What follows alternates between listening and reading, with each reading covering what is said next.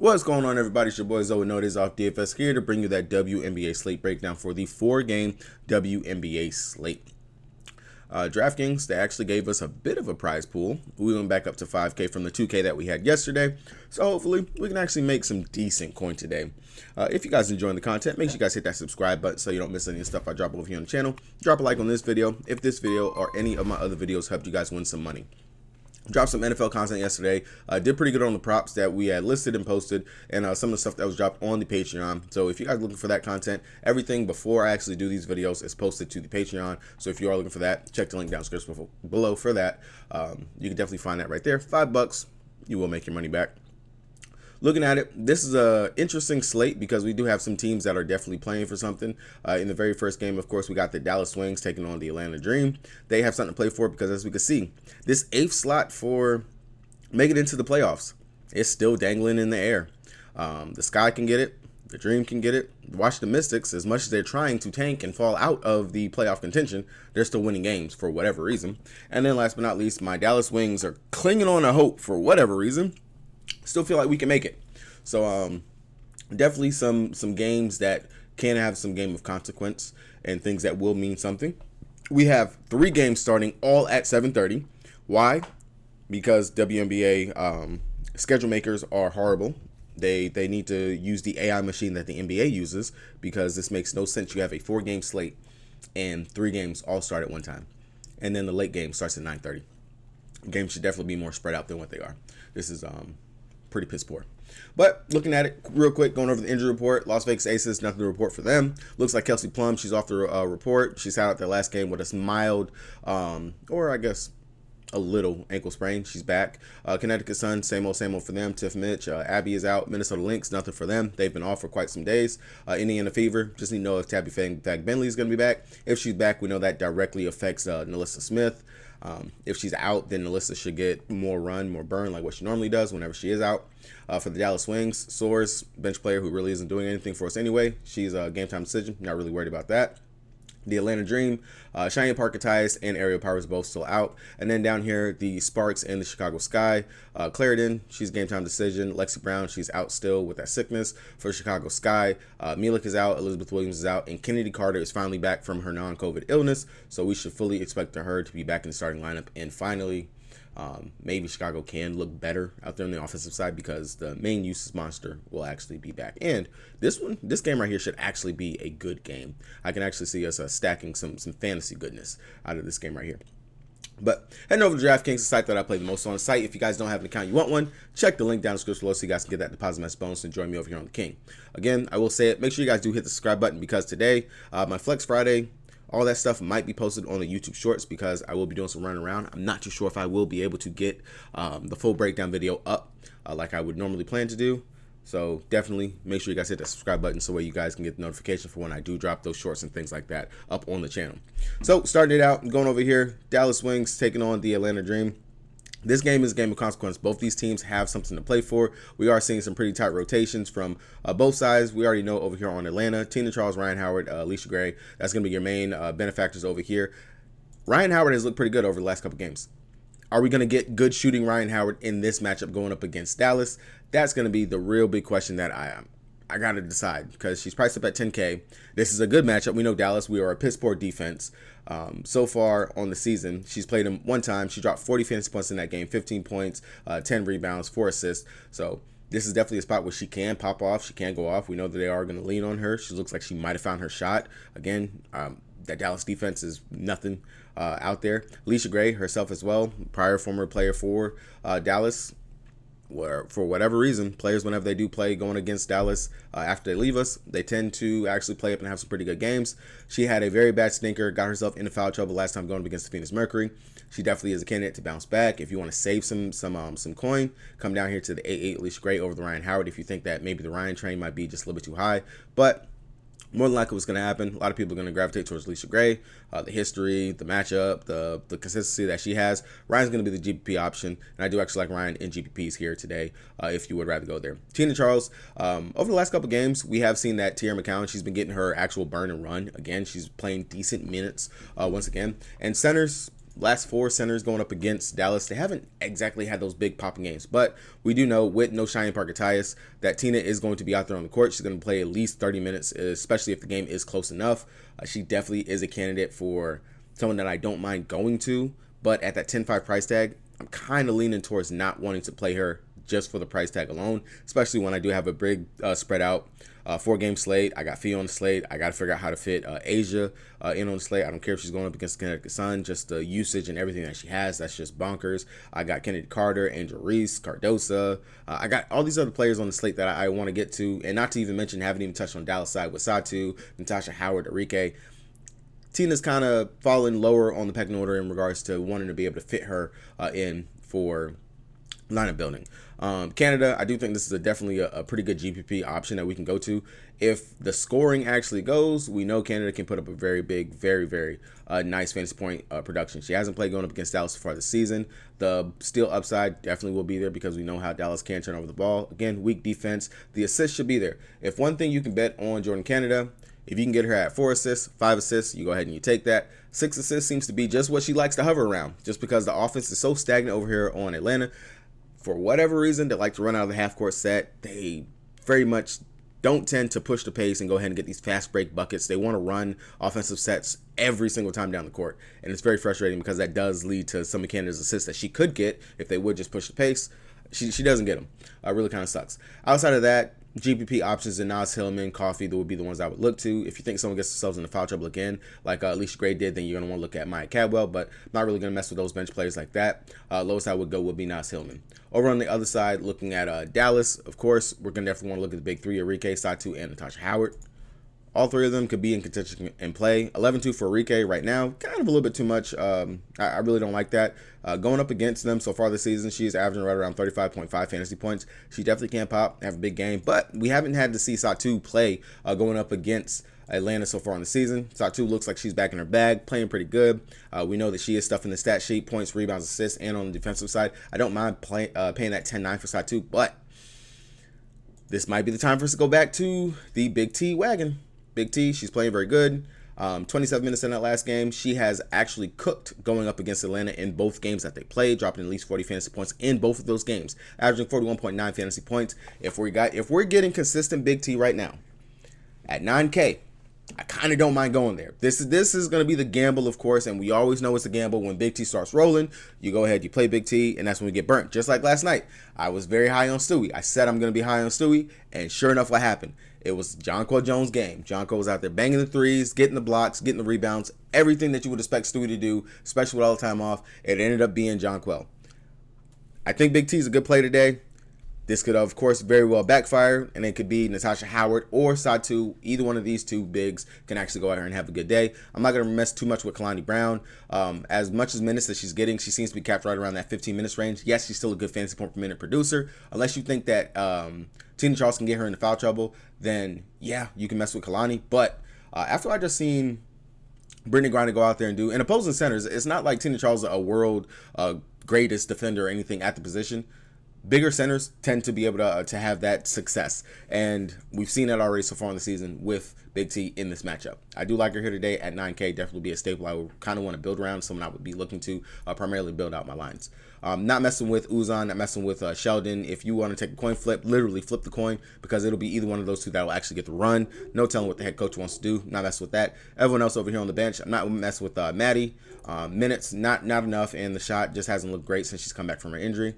Going over to the Las Vegas Aces, taking on the Connecticut Sun. This one right here should be, of course, a battle of 2 top teams.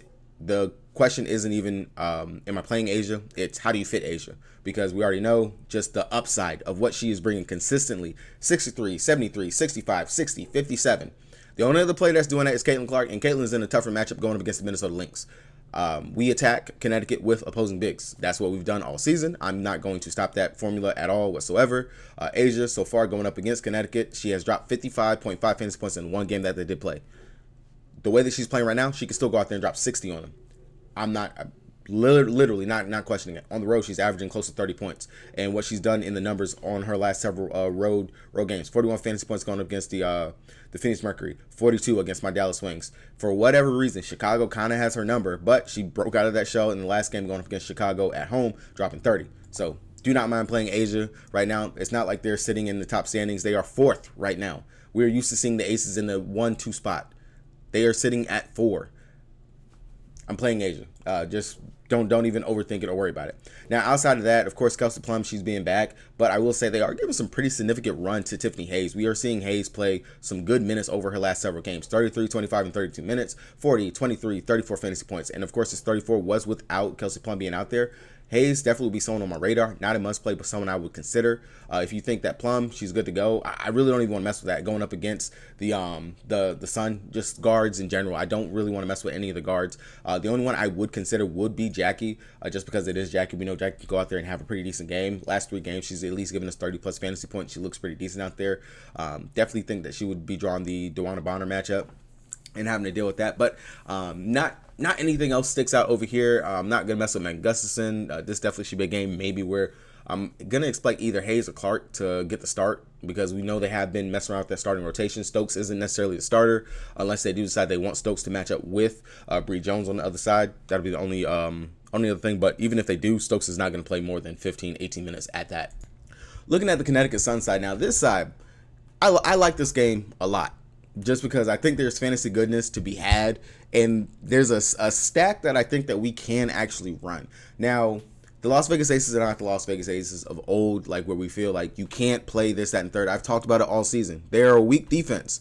They are weak, truly weak, and they will let you stay in games. We already know that Connecticut, they're going to try to slow it down. They're going to grind you out. They're going to do all these things. You got several players over here on the other side that have been playing very good, and I'm not talking about AT at that 10-3 price tag. I'm not playing AT. Fade AT.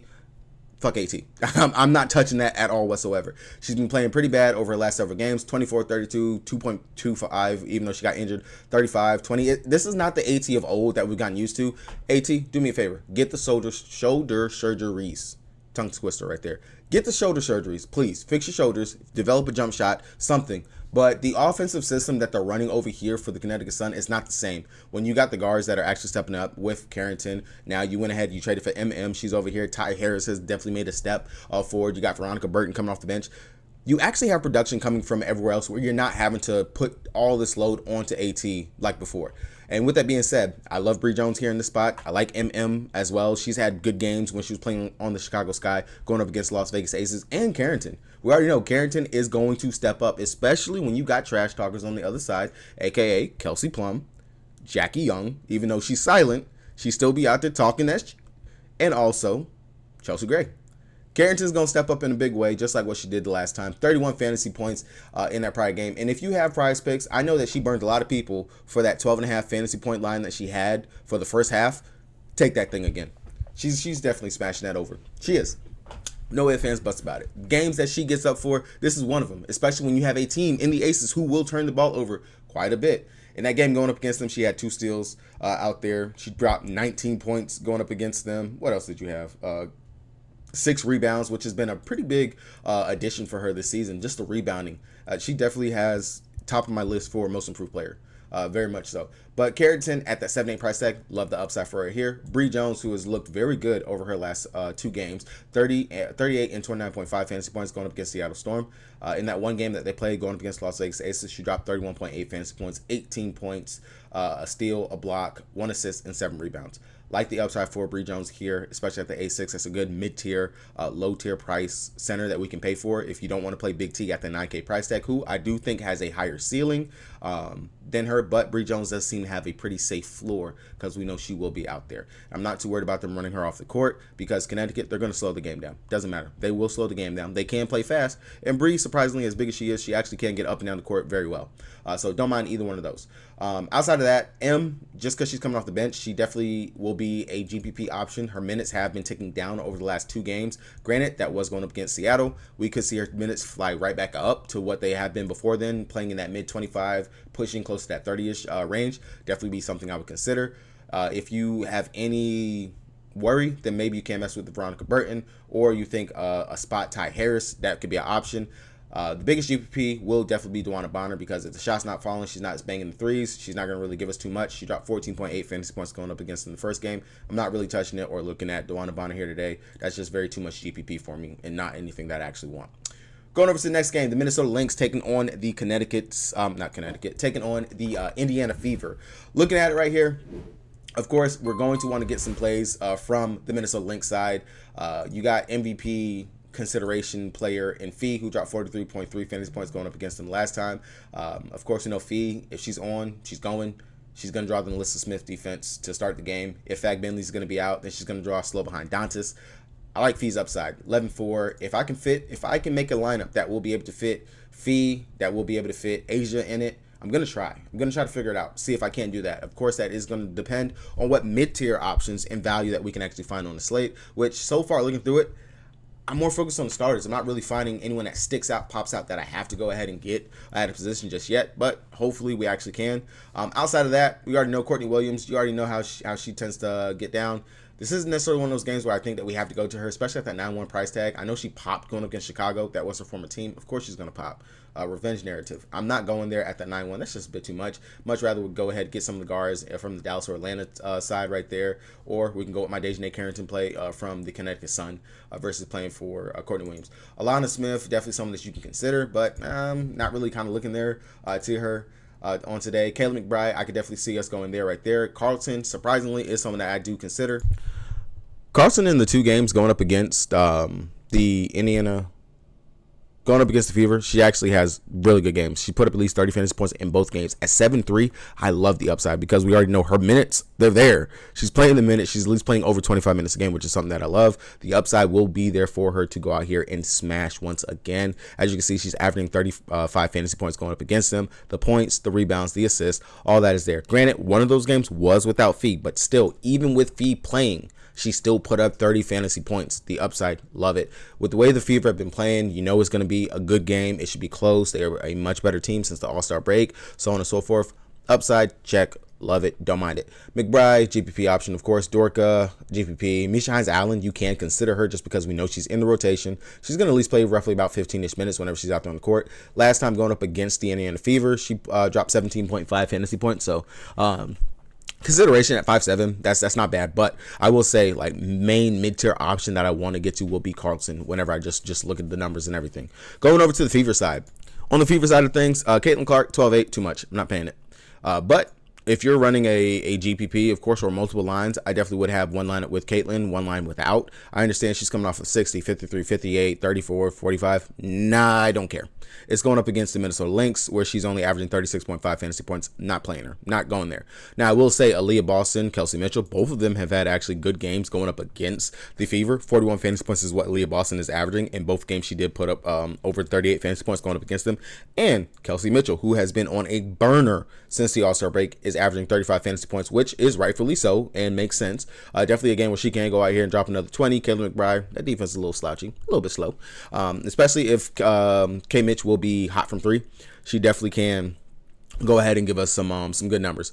I don't mind going there at all, but I will say the price is kind of inflated on both Boston and Kelsey Mitchell, which will make them very much contrarian plays to play and would make you different if you were to run them GPP style or something like that. You can run a game stack from this game as well. Maybe Boston, Kelsey Mitchell, running back with Carlton on the other side. Definitely will be something that I think will not be too popular or too owned. Something just to consider right there. Everyone knows over here, Alyssa Smith, the minutes, unless Fag Bentley's out, then I will consider her as a GPP dark horse. Other than that, I'm not. Lexi Hull, like I've said before, she's just the random person that is playing good enough to be in the starting lineup. Definitely your biggest GPP option of the day if you want to consider it, just because she's going to play the minutes. And I always say minutes equal production, production equals fantasy points. But as you can see, she is a up and down hill of production that she can give us. So I'm not really too high on that right there. I would much rather take my chances on Dantas, who is going up against one of her former teams and has actually played decent in the minutes that she has played going up against the Minnesota Lynx. In the second game, she has put up at least a fantasy point per minute when she's been out there. If Fag Bentley's out, you know Dantas should at least be locked into rightfully about close to 15 minutes, especially if Alyssa Smith gets herself into foul trouble. You will have Dantas out there for some minutes. Outside of that, Samuelson, Wheeler, Saxon, no, we're not even going to worry or even consider looking at any of that other stuff right there for any of those other plays. Going over to the Sparks taking on the Chicago Sky, I do think this game, of course, is our late night hammer, and this should be a good late night hammer for us to consider for plays and everything under the sun over here. Starting on the Sparks side, I am still very much in the wheelhouse and do believe that the rotations are still just weird.